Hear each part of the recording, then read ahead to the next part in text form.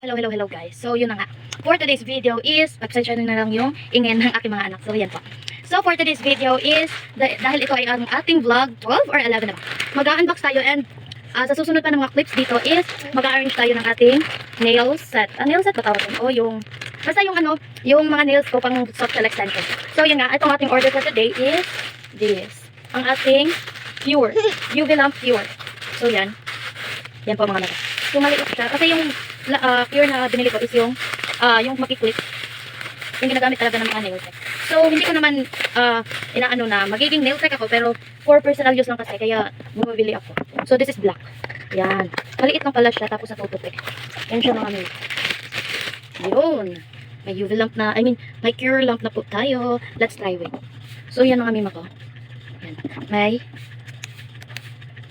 oh my god, sobrang ganda mima ko. Kaya i-check out nyo na rin. Ilalagay ko na lang yung link sa yellow basket. Hi guys, nandito na tayo sa part na bigas ka arranging my nail tools and kits dito sa mas malaking storage box.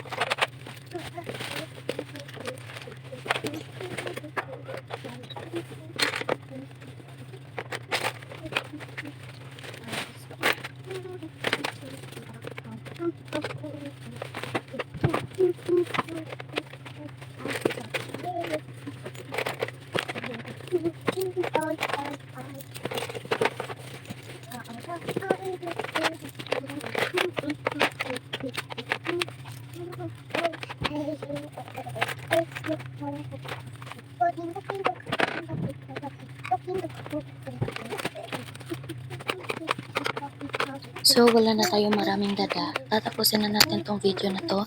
Paki-subscribe ng aking YouTube channel, paki-like ng video na to, and mag-comment kayo kung anong next content natin. Bye!